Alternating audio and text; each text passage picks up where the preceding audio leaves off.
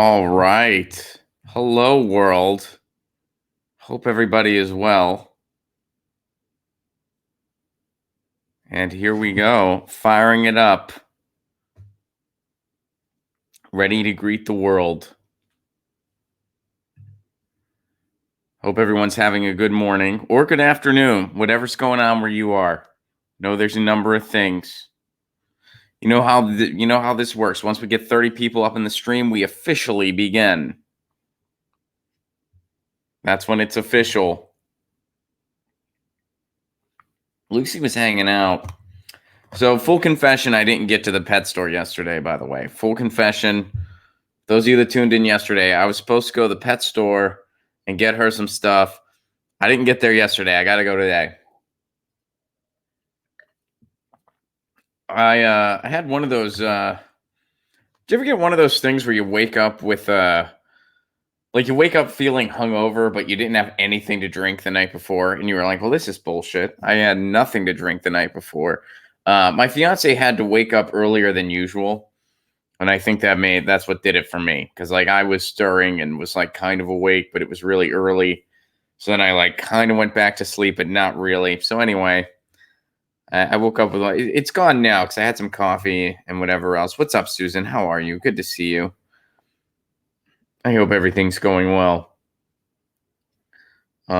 We will officially begin once we get around 30 folks in the area. And I have a new way of monitoring this now. I have a new system, as some of you guys know. So, working with a new system, good stuff. What's up, Kem? How are you? Good to see you. What's up, Brian? Howdy, howdy.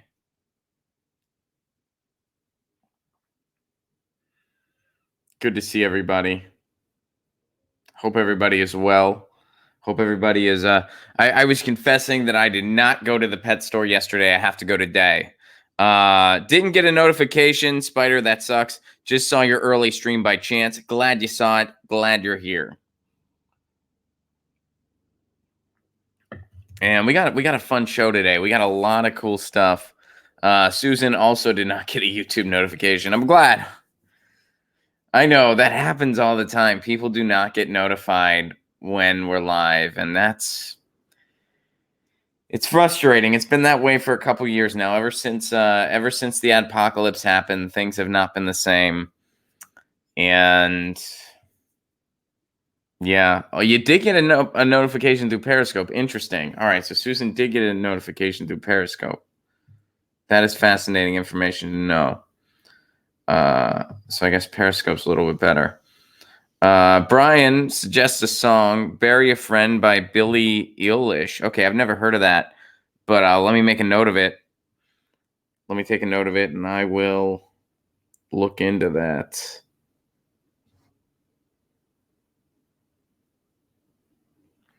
Because I love it when you guys turn me on to new music. Or music that I'm not familiar with. It might not be new, per se. New to me. You get what I'm saying. Let's see here.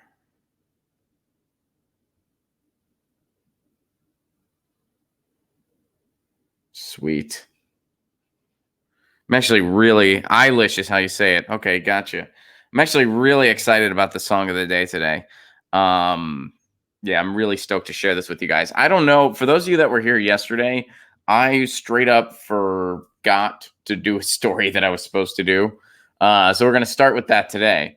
And it also goes into the song of the day. I was supposed to do a story about something that one of our regulars did. One of our regulars, Jenna Colby, confronted a representative, and yeah, some stuff unfolded. We're gonna jump into it here in a minute, but I'm also gonna give her the song of the day. She submitted a song for song of the day, and it's a killer track. So we got a really fun song of the day today, and a really fun story to start with that I straight up just forgot to get to yesterday. So I have a new way of doing things now. As you guys know, if you were here yesterday, I have a new way of doing things. I'm using a new system. I'm pulling my links in a different way now too. And because of all that, I just straight up like missed one, which I knew I would screw something up. You know, like I knew I'm going to screw something up. And that was what I screwed up. I didn't get to a story that I had every intention of getting to. So sorry about that. Steve from New Mexico. I got to get to New Mexico. Steve got a notification from Facebook. Steve's over on the Periscope chat, which I can see some of the Periscope chats now. I couldn't do that before, but Periscope folks, I can see the chat. Feel free to jump in on that because I can see it now. How about those apples? And then, of course, I can see the YouTube chat. Press the like button and help the creator grow. Thank you for that, Paul. And I agree with what Paul just said. Please do that.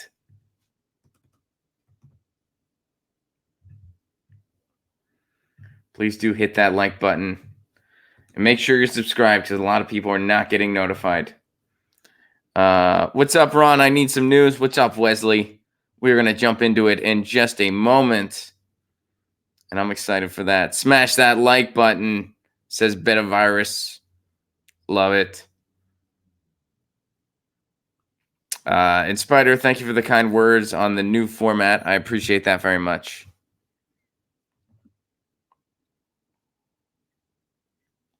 We're going to get started in 1 minute.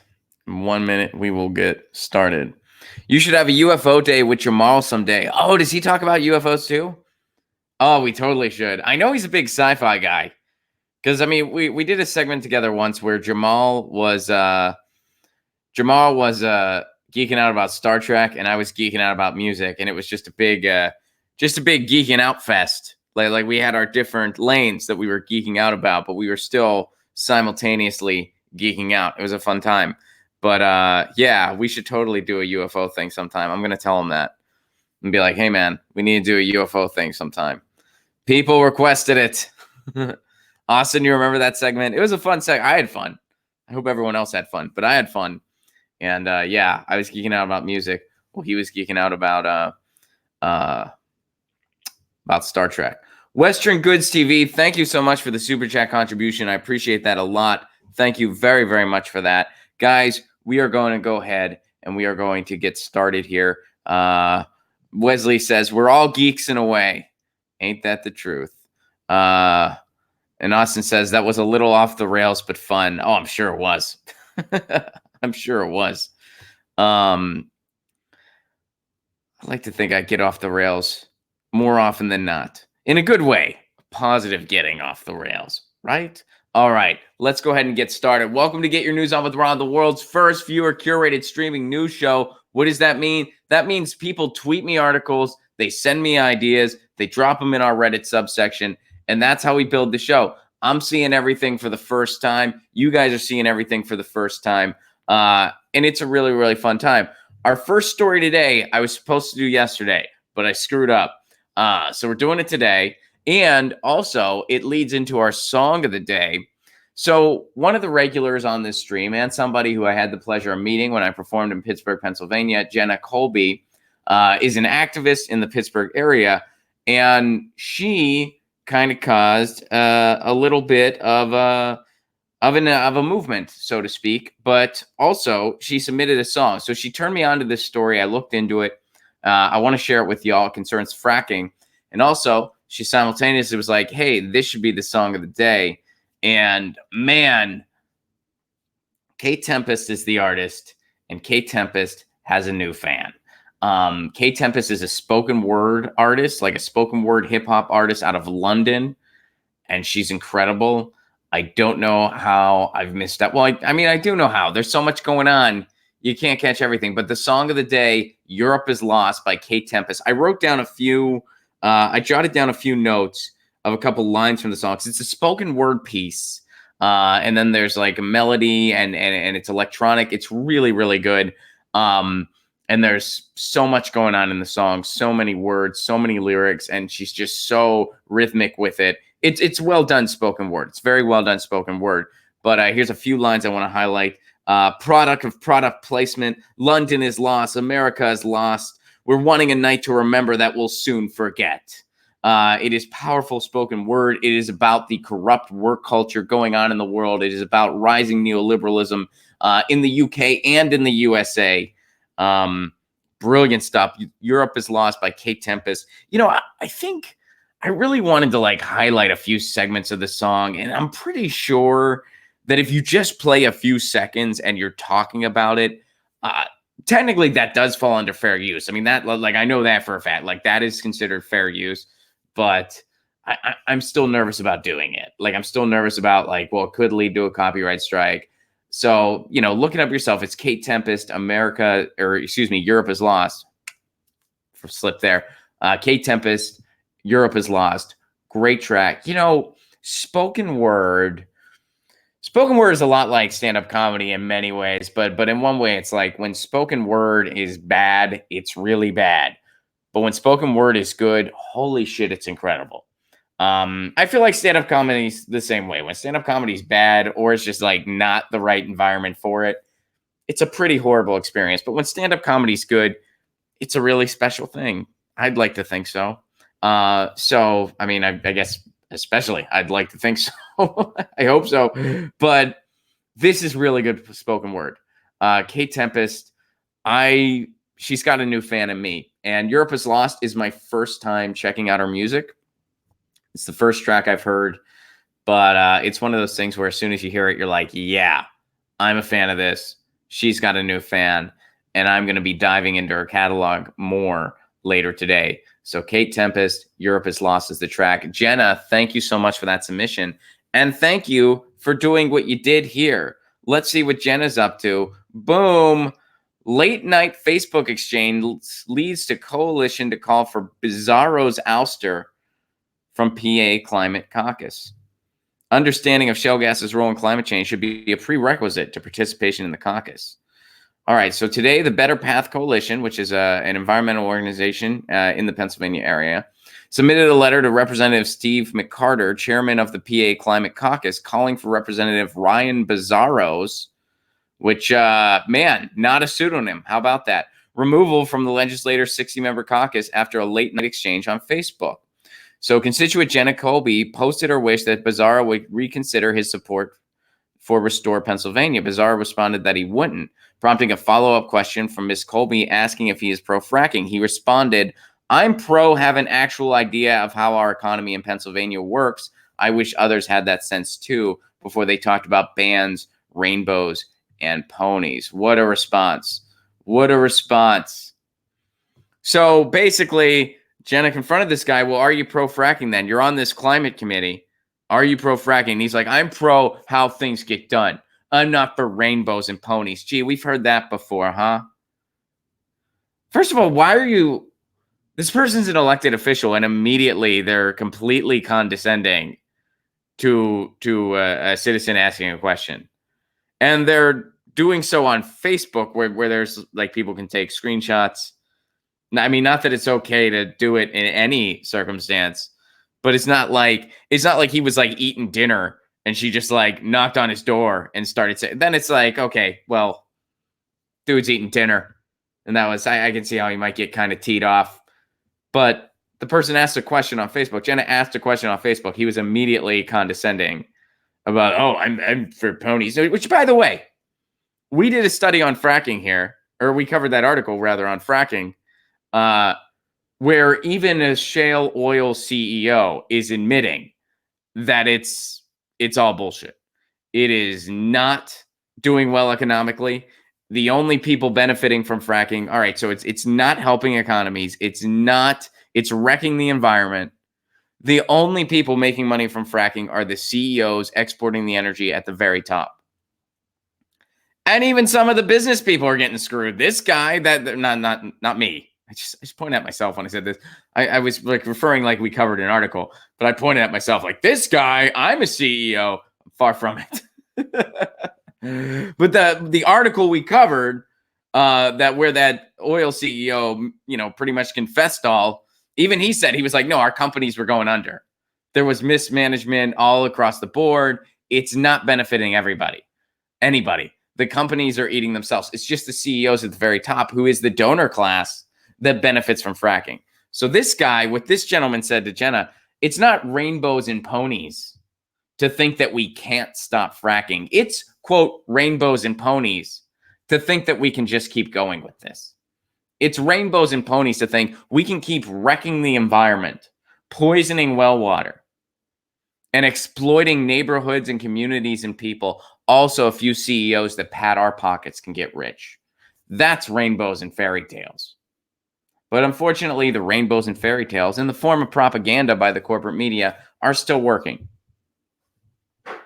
That's the problem. So good for Jenna for confronting this guy. Bizarro is his name, Ryan Bizarro. He does not belong anywhere near a climate caucus. That response alone, he does. I don't care if he was grumpy. And first of all, it's like this happened online. Like it's not like, again, it's not like she jumped in his face and was like, fracking right now, bro. Then I could see like, okay, maybe he got a little mad and maybe he could like take a few steps back and be like, I believe there's an economic incentive to this, which he's wrong. And then maybe you say, well, I'm open to other perspectives, which you could hear another perspective where they're like, well, you're wrong. Here's an oil CEO admitting that there's no economic incentive, quote unquote, to doing this. So it doesn't help the economy locally. It just helps the pockets of a few CEOs. It doesn't help the economy. It certainly doesn't help the environment. There's no reason why we should be doing this other than a few of your donors getting rich. So who do you serve? The donors or the people? We know the answer to that question. But again, immediately, right away, I mean, when you're on Facebook, you have time to think about a response. Like you have time to draft out a response and consider what you're going to say. And that's what this dude said. And he didn't give a shit. He didn't give a shit at all. So good for Jenna for doing that. And hopefully this guy is nowhere near anything having to do with climate anytime soon.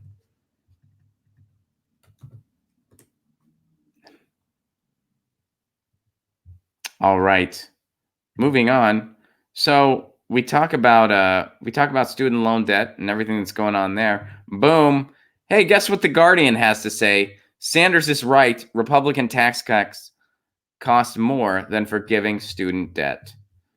And here is just a nice little cartoon to show us what that means. Cost of forgiving all student loan debt, $1.6 trillion. Cost of Republicans' tax cuts, $1.9 trillion. Where was everybody asking how we could afford the tax cuts? Where was everyone? Hey, how are we going to afford this? People were saying it, admittedly, to be fair here. People were saying it. But we could forgive student loan debt, and it would cost less money.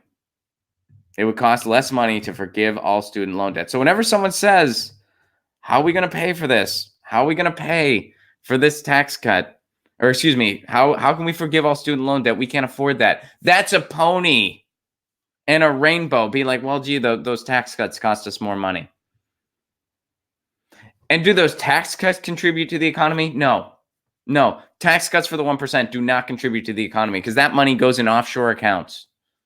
That money goes in offshore accounts and in more just kind of oligarchs being oligarchs. That's where that money goes. But when you forgive student loan debt and the money goes back into society, back into the hands of the hoi polloi, what happens? They spend it. That's why, again, forgiving student loan debt benefits everyone. It doesn't just benefit people with student loan debt. Of course, it benefits people with student loan debt the most, obviously, but it benefits everyone because you have an economy where people have more money to spend, which means they're going to spend it. So if you have a small business, you should be for student loan debt forgiveness. If you plan on having children that might go to college, you should be for student loan debt forgiveness. If you want to live in a better, safer society, you should be for student loan debt forgiveness. If you have student loans, you should be for student loan debt forgiveness. If you don't fall into any of those categories, how do you not fall into any of those categories I just named? I don't see how you don't. And if you don't, you got some soul searching to do. You got to look at yourself because something ain't right. Which, speaking of stuff that ain't right, stuff ain't right in our environment. So we got a couple environment stories here. And here's one that Long Beach submitted to us. All of Mississippi's beaches have been closed for swimming due to toxic algae. All right, so what's going on here? Every beach along Mississippi's Gulf Coast is closed for swimming, as the entire shoreline is now under the same water warning tied to a blue-green algae bloom. So that's 19 beaches that are closed. The Mississippi Department of Environmental Quality, MEDUC, say MEDUC, it's the official. So they issued a statement saying that the closures were mandated in Jackson County, which spans a sizable chunk of the Mississippi coastline.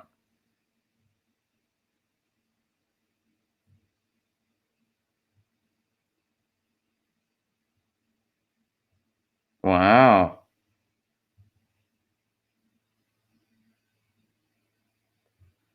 So how did this happen? According to the Mississippi Clarion Ledger, all of Mississippi's 21 beaches have now been closed, and the annual bloom is caused by the opening of a Bonnet Carré spillway in Louisiana, which has brought an excessive amount of fresh water to the coastline.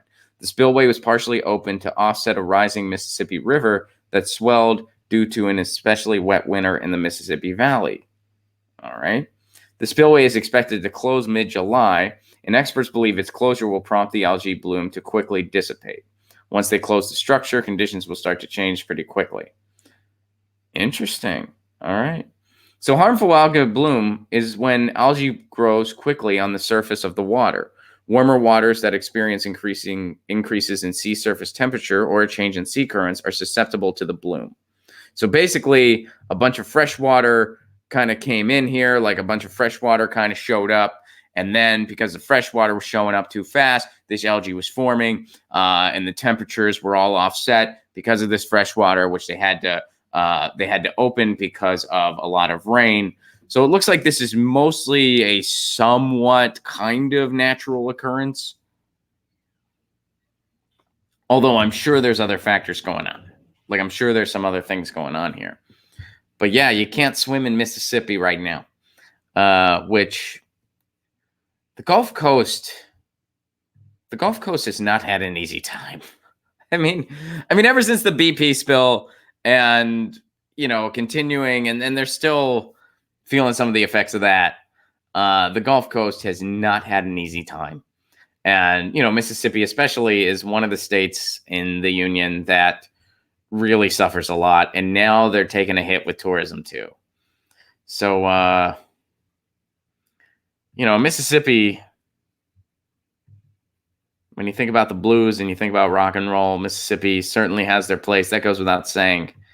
And, it's really, I know a lot of people, not a lot of people, but I know some people that are from Mississippi, some who still live there. And there's this really big sense of we want to make this place better. Like we want to, like we know we don't live in the easiest state in the world. In fact, we live in one of the most difficult states to live in. Mississippi is, there aren't many jobs in Mississippi. Education's not where it needs to be. Mississippi is a struggling state, arguably the most struggling state in the U.S. And, a lot of the folks there, it's like they want to make it better. They're like, we know, and we're trying to make it better. And then they get all these obstacles in their path. And here's another thing. Hey, there was an excess amount of fresh water, went into here, too much algae. Now we can't swim. Tourism's taking a hit this summer.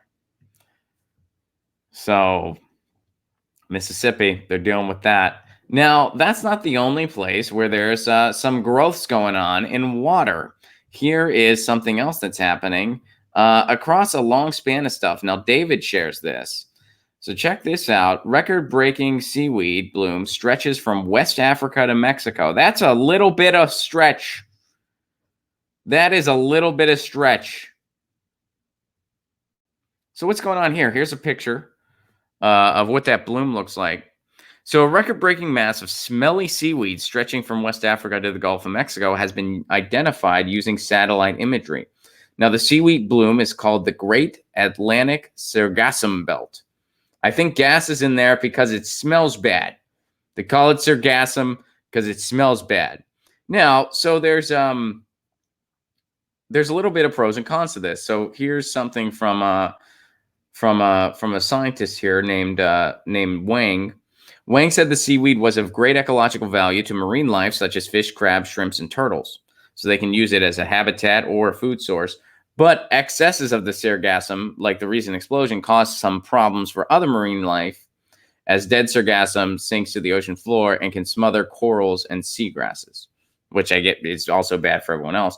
Also, sargassum, hence its name, also releases a sulfur gas that smells like rotten eggs as it decays, which has caused problems as it washes up on tourist-filled coasts in Mexico and the Caribbean. These tourists don't want to smell shit. We're on vacation. We do not want to smell shit. And the rotting seaweed can attract insects, which makes it a public health concern. All right, so how exactly did this happen? All right, the seaweed explosion is also indicative of bigger problems. Researchers believe ocean chemistry must have changed in order for the bloom to occur so quickly. And this is likely caused by nutrients seeping into the water from widespread deforestation and fertilizer use. Now, while the effects of deforestation are widespread and contribute to our ongoing climate crisis, Wang said that the sargassum bloom is primarily a concern for beachgoers and does not seem to be creating any severe problems in the ocean itself just yet. So they're speculating it doesn't cause any concerns in the ocean, but because this is an occurrence spawned by things that, you know, shouldn't be going in there, like deforestation, fertilizer, stuff like that seeping into the ocean, because that caused this, is it unfair to assume or to kind of conclude that chances are this isn't good? Chances are it's not good for the ocean that it's happening. Like, it's probably not a good thing that this is happening for the ocean. Maybe it's not a terrible thing, but it's probably not a good thing. So right now they're saying we don't have any conclusions that it's bad for the ocean. Right now it's just potentially harmful to reefs and stuff like that, but we don't know the extent of it, and it's pretty gross for tourists. But it seems like because this isn't natural, it's likely not great. But it can provide a food source and some habitat. So that's going on all the way from West Africa to Mexico.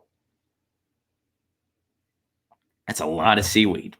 And it's shit-smelling seaweed. And I've seen that seaweed before on the beach. I'm sure you all have as well. And now we know the official name of it. It's called sargassum. I'm sure I'm pronouncing it wrong, but it's easy to remember because gas is in the name. And one of its key factors here that makes it distinguished from other sorts of seaweed, smells like shit. So there you go. Sargassum, the shit-smelling seaweed. There's a lot of it. It does some okay things for some sea life, does some not so good things for other sea life, but it's here because of deforestation and fertilizer. So, yeah, cause for concern, absolutely. As the scientists acknowledge, cause for concern. To what extent? I guess we're still waiting to find out. All right, moving on to some Trump news here. So we've been paying attention to this for a little while now. We've covered this before, where the courts have been entertaining what a president can and can't do via social media. Here's something that happened. An appeals court rules that Trump can't block people on Twitter.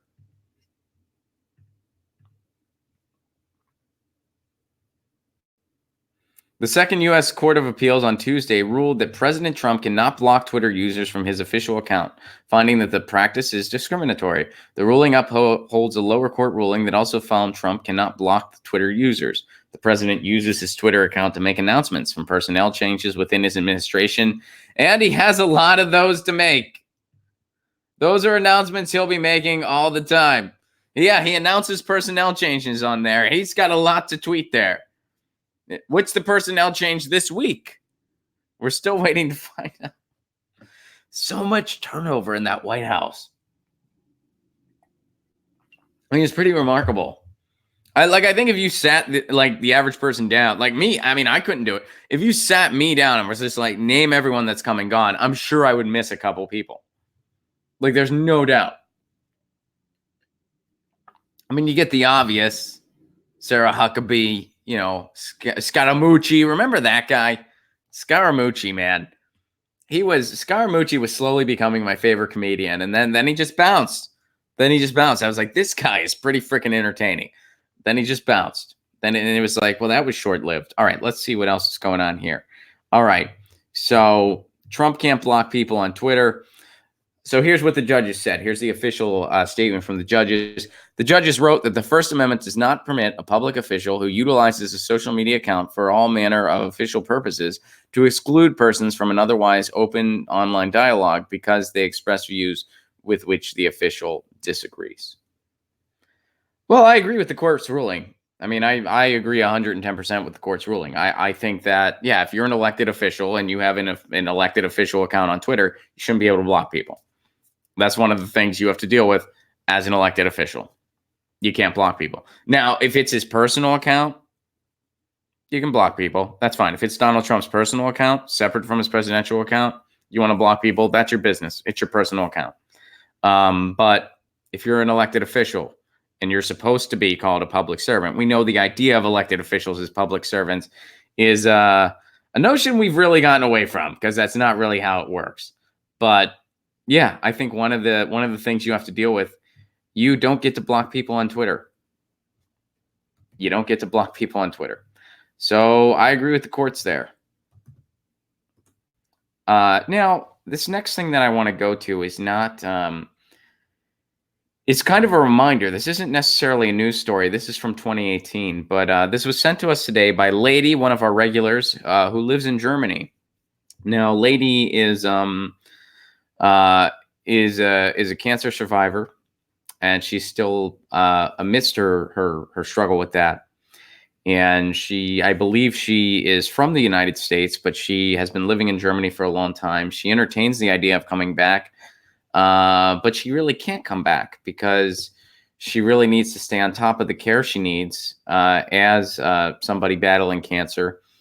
I don't recall if she's officially in remission or not yet, but I do think she's still amidst her battle. And she's not on the stream today. She announced earlier, she tweeted this at me and she said, I can't make the stream today, but I want to kind of remind everyone of this. And I think it's a real important reminder. So here it goes. This is not a happy topic by any means, but I think this is an important reminder. Almost half of new cancer patients lose their entire life savings. So this is from 2018, but nothing's really changed. According to a new study, well, it's not new anymore, but according to a study published in the American Journal of Medicine, 42% of new cancer patients lose their entire life savings in 2 years. It's because of treatment. The same study found that 62% of cancer patients are in debt because of their treatment. In the U.S., the total medical costs for cancer are $80 billion. $80 billion. 42%, they lose everything.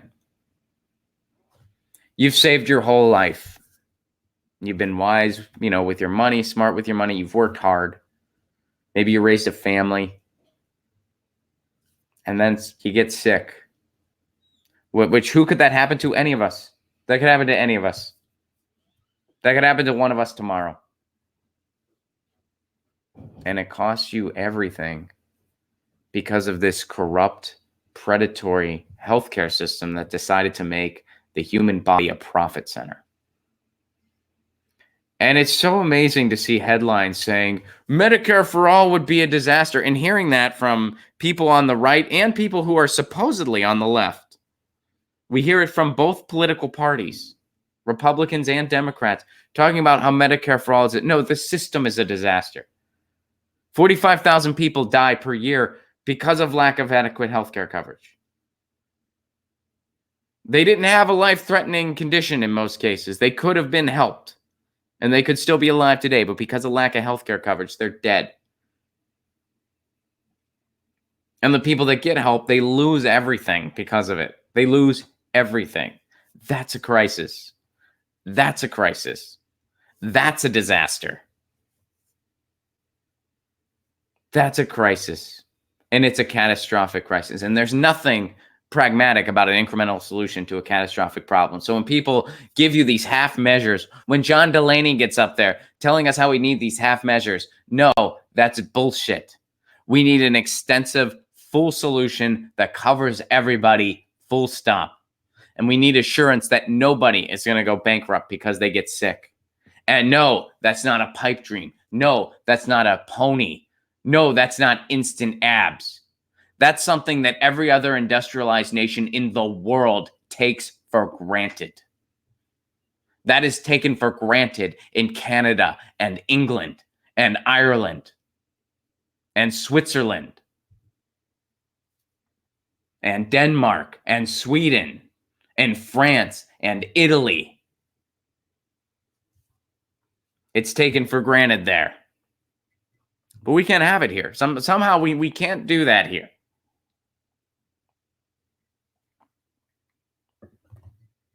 And that happens to people every day. People get sick. And some people, they can't even get help. They're just screwed. They are literally, and this is no embellishment, they're literally left to die. That's literally what's happening. And then the people that can, they lose everything. A lot of them lose everything. That's really the health plan in the United States. Be rich enough that you can be prepared for anything.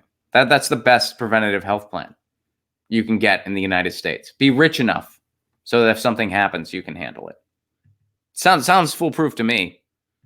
Sounds foolproof to me in a country where wages are about 30 years behind schedule. Sounds like a great plan. All right. So that's a friendly reminder from Lady, who I wish all the best to, and we'll see her on the stream again very soon, I'm sure, but she was not able to tune in today. So,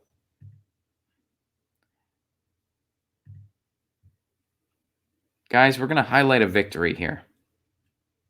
We're going to highlight a victory, and you've probably already seen this in the news, but I think it's important that we highlight a victory for this week.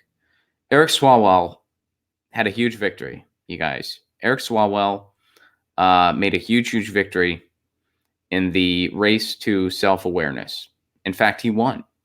He beat out John Delaney, John Hickenlooper, Joe Biden, Beto O'Rourke. He beat out, who else? The list is Seth Moulton. And I'm trying to focus on all the candidates who just have no chance of winning, and they have no reason being on the debate stage because they don't offer anything. They're just centrist blank suits. Like Marianne Williams, and she has no chance at being president, but that's not why she's there. She's there to highlight this perspective. And Pasta from the Convo Couch has a theory that I think he might be right on. She's also kind of planting the seed that she would make a great Secretary of Education. I think that's very possible.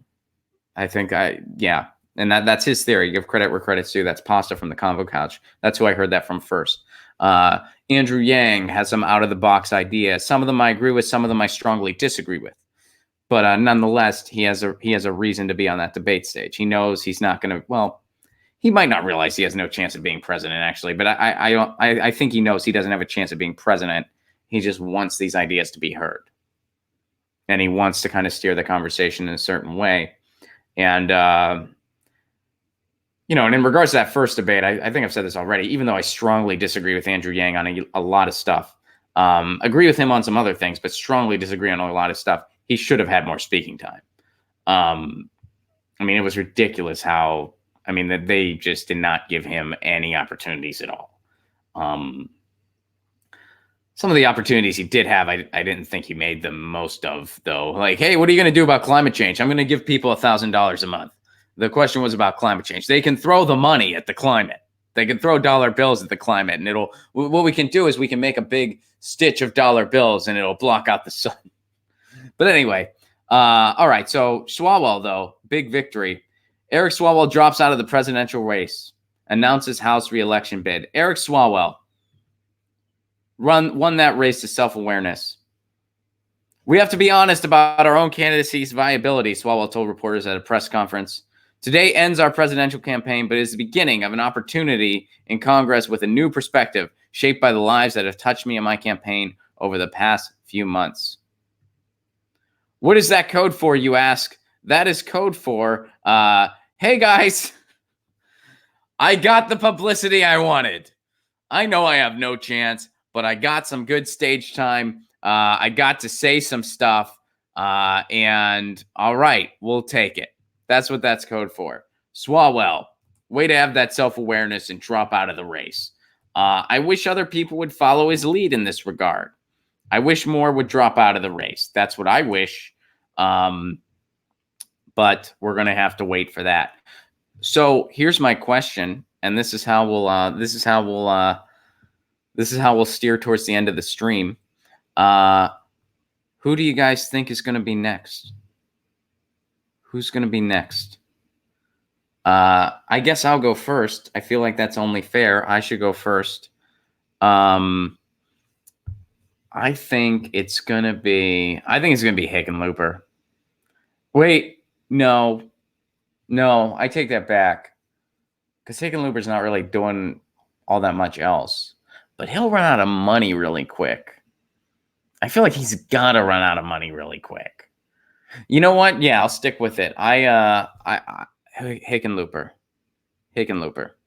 I think Hickenlooper.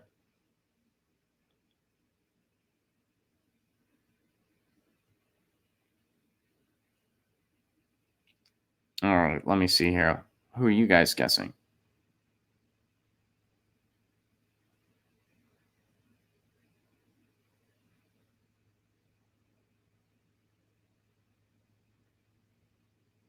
Tim Ryan. Oh, that's a good guess because Tim Ryan humiliated himself. Tim Ryan was humiliated in that debate by Tulsi Gabbard. Mayor Pete. Yeah, I agree with Anthony here. Some of you guys are guessing Mayor Pete, but Anthony says Mayor Pete just got $25 million from Wall Street. He'll be around. Yeah, he's going to be around for a while. Susan guesses Biden. That's an interesting guess. O'Rourke will be gone soon. I think O'Rourke will be soon, but I don't think he's going to be next. I don't think O'Rourke's going to be next.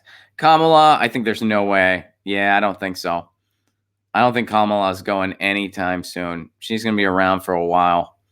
Tom Myers asked the question a lot of people are asking, who is Swalwell?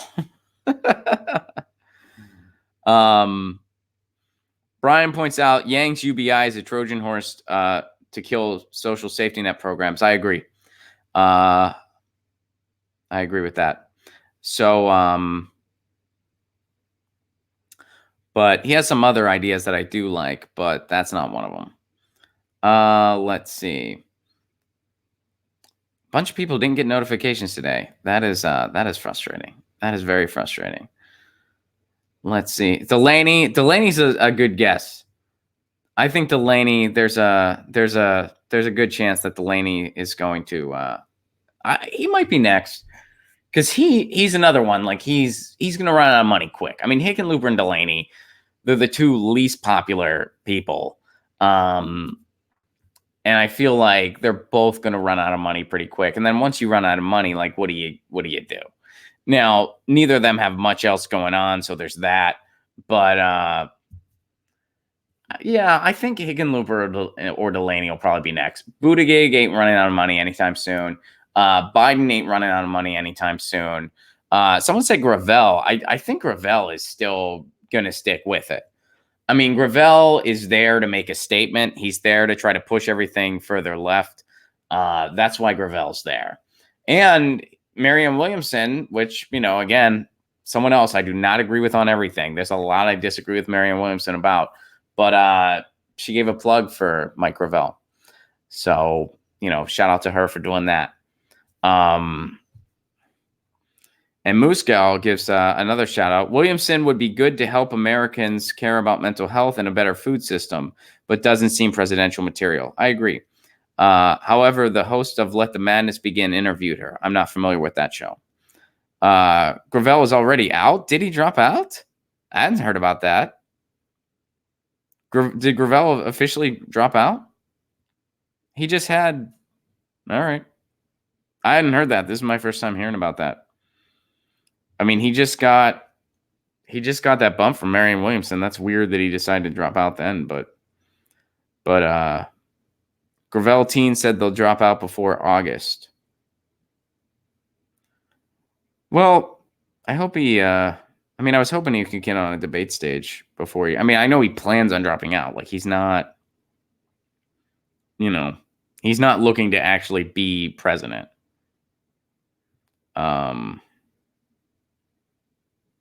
Yeah, I don't think he. All right, I guess we'll see. Uh, well, here, I'll Google it right now. Mike Gravel dropped out.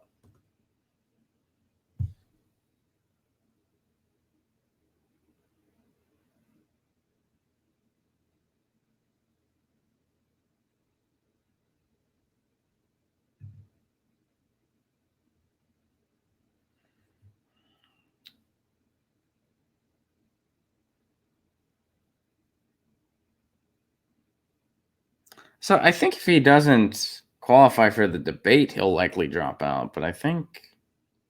Let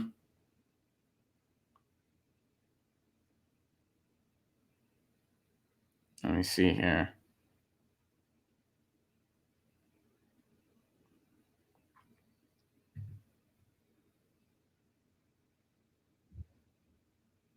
And XOXO says he didn't drop out. He was asking for more unique donations yesterday to make it to the July debate. Yeah. Yeah, I think it's going to be one of those things. If he doesn't make the July debate, he'll likely drop out. But I think he'll, I think he's still waiting to see. August says that he's 12,000 donors away from the debate stage. Deadline is a week from today. So there you go. I have a feeling he's going to try to make that deadline. So I think if in a week from today he doesn't make the deadline, he'll likely drop out. I mean, unless there's something that, that I don't know about. Obi, thank you for the Super Chat contribution. Are we going to talk about Bernie's fundraising? I don't know what you're referring to. Tell me what that refers to. We'll talk about it. Probably tomorrow. And feel free to tweet me an article anytime. I go through stuff right before the show starts. Roger says Gravel needs to be included in the debates. I agree. I'd love to see that guy on the debate stage. He was awesome. And he was awesome in 2008. I don't know if you guys saw in 2008, he crushed it. I really loved him in 2008. Let's see here.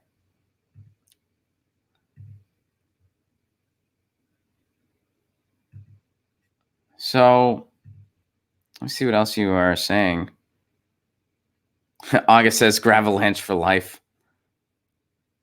Oh yeah, Steyer. We'll be hearing more from Steyer now. But we need another billionaire perspective. We need another billionaire perspective. And none of us can remember everybody's names. It's pretty much impossible.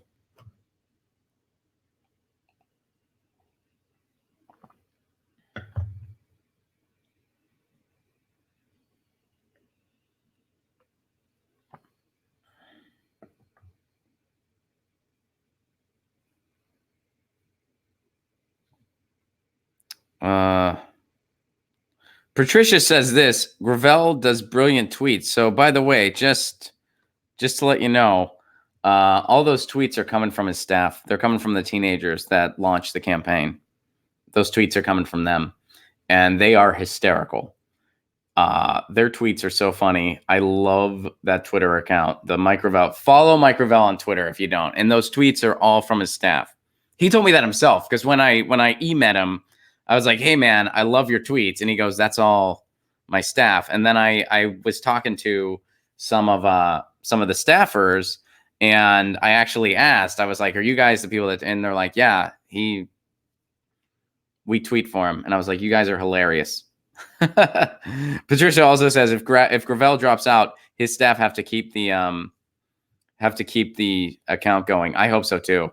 Oh, and by the way, when they were at the debates, the Gravel teens, as everyone calls them, they yelled at Beto O'Rourke and they said, "Beto, you're a shill," and they posted that online, just a video of them calling Beto O'Rourke a shill and him looking up. And I got a big kick out of that. Also, they gave me my new ringtone. How cool of them providing me with a new ringtone. Guys, we are out of time. Thank you both so much for being part of this. This has been Get Your News On with Ron.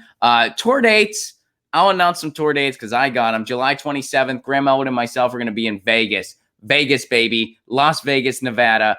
July 27th. Tickets available now. September, we're coming to the Northern Plains. September 5th, we're going to be in Sioux Falls, South Dakota. September 6th, Madison, Wisconsin. September 7th, Minneapolis, Minnesota. And September 8th, you're hearing it here first, Iowa City, you asked, we listened. September 8th, Iowa City. Tickets for that show are not quite available yet, but we are just letting the ink dry on that one. But September 8th, Iowa City, mark your calendars. We're coming. Heard it here first. And it looks like in November, we're going to be going to Australia. Going to be going to Australia. So keep your eyes and ears peeled for that. Yeah. Vegas, do not get married when drunk. I won't. Whoops, says Obi. Thanks, Ron. No problem, Obi. I don't know what. Oh, you call me Rob. That's what you said. Whoops about. Yeah, I don't know what you're referring to about Bernie's fundraising, but let me know what you're referring to. We'll totally cover it tomorrow, guys. If you want to support this show on the sustainability end, please do become a patron. Patreon.com/Ron Placone. For give what you can level, you get exclusive content twice a week. You get Lucy dialogues. You get full stand-up sets. You get my album, and that's for give what you can level. So if you got an extra $1 a month, please consider throwing it my way. If not, no worries. I get it. Please do like these videos, share these videos. Make sure you're subscribed to the channel. They don't send out notifications all the time, so make sure you're subscribed. Ring the bell. And when you watch videos, have a window playing in a separate thing where the ads play through. Don't just do that for me. Do that for all the content creators you know and love, because it helps sustain our channels. And again, if you are so able, patreon.com/Ron Placone. You guys are awesome. This has been Get Your News On with Ron, the world's first viewer curated streaming news show. Thanks for all the news today. I appreciate it. Thanks for all the news. We'll be back tomorrow, same time, same channel, 10 a.m. Pacific time, 1 p.m. Eastern time, right here over on the YouTube or the Periscope or the Facebook, wherever you're getting it. Shows go fast now with the new look. We're still figuring it out. Shows go really fast now with the new look. I have a new system. I have a new way of doing things. And because of that new system, the shows go by really fast now. So that means we're going to cover more stuff, which is cool. I like that. So, because I don't always get to everything. I don't get to everything that y'all tweet me. I try to get to as much as I can. If I don't get to something one day, I'll try to get to it the next.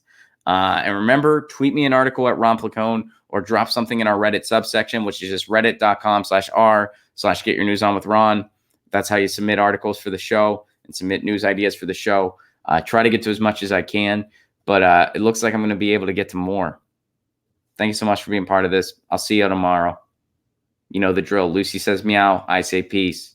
Peace.